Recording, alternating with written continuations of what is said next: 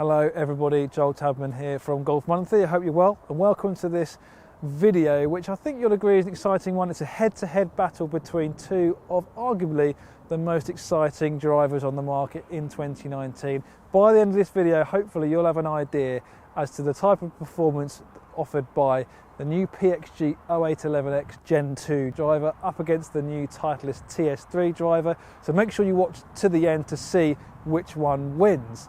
Now you're probably wondering why I'm not holding either of the drivers in my hand at the moment. That's because I was fitted for the PXG 0811X Gen2 driver at Woburn Golf Club, and I was able to test it indoors on the GC Quad launch monitor in my built up driver. So exactly the same loft, shaft, weighting system that I was fitted for indoors, but then I had to give it back because it was a fitted demo sample, so I haven't been able to keep it, but I was able to test it in an indoor environment with premium golf balls along with my Titleist TS3 driver. Both of these drivers were fitted for me, so I thought it was an interesting comparison test to test two drivers that have been custom fitted for me in a very in-depth manner. I actually got fitted for the same shaft in both of these drivers. It's the Project X Even Flow in 6.5 extra stiff, so it's a pretty fair comparison.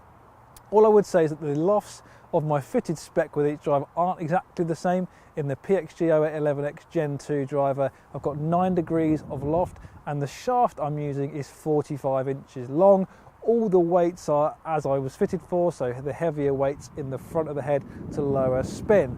With the TS3, it's actually 8.5 degrees of loft in a 45.5 inch length shaft, so half an inch longer. I've got the standard SureFit CG weight in there, so no shot shape bias or no extra or reduction in weight. It's the standard weight in a neutral bias. And this is in 8.5 degrees of loft, so 0.5 degrees less static loft. The reason I did that was because this is what I was fitted for, guys.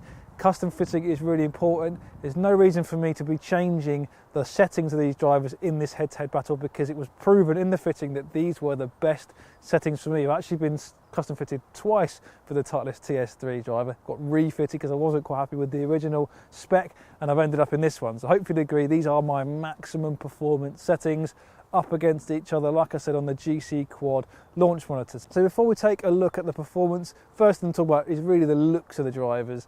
They're quite different in looks. The PXG has a little bit more going on at address. You can see it's got that matte finish there with the carbon fibre crown. The Titleist is a lot more classic, a nice glossy finish on the crown, very simple looking, traditional. For me, I'd probably prefer the Titleist. The PXG driver has got quite a lot going on, arguably a little bit easier to align, but the Titleist overall has a better look for me. That's enough about the looks. Let's dive into the GC Quad launch monitor data to see if there was a difference in performance between the two and which one was the winner. Okay, so let's have a look at the numbers then we got with the two drivers. I've got the numbers here on my phone in front of me. First of all, it's worth noting that the club speed with the PXG driver was 106 miles an hour, and it went up to 107 miles an hour with the Titleist TS3. That is, as I said, to be expected because the shaft was a little bit longer with the Titleist. Consequently, you'll see the ball speed did also increase in the Titleist compared to the PXG, from 155 with the PXG up to 156.9 with the Titleist. The Titleist, even though it has slightly less static loft, did launch a touch higher, 0.3 degrees higher at 15.9 compared to 15.6. The spin was very, very similar and almost nothing in it there, about 2,000 RPM of spin, which is exactly where I want to be with driver. And the ball flight was a similar height as well, peaking 40 yards. So height and spin very similar.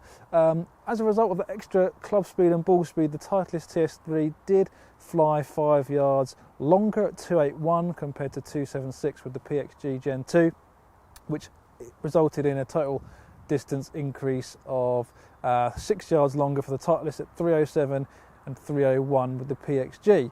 Interestingly, I did hit PXG Gen2 driver a little bit straighter, and I think the reason for that was the fitting was a little bit more thorough, I would say, with the PXG. It does have the option of those 3 degrees of flat lie angle, which for me, with my miss being a toe strike and a miss to the left, being able to flatten out that lie angle did straighten out my dispersion. I noticed that in the fitting.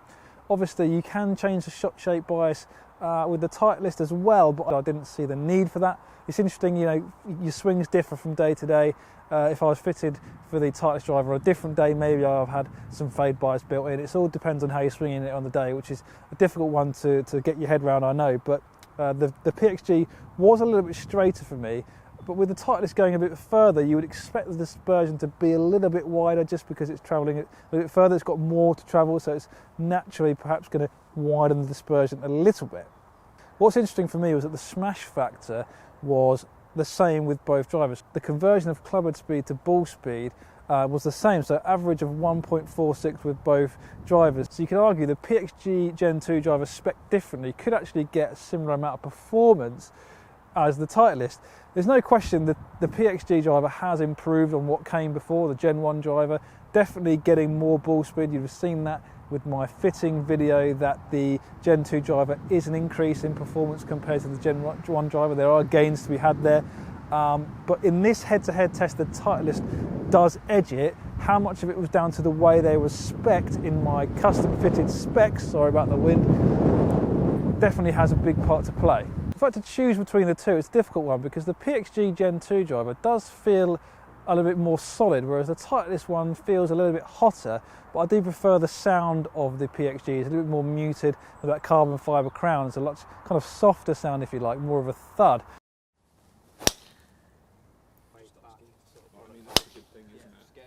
Compared to the Titleist driver, which is a bit of a louder sound to it.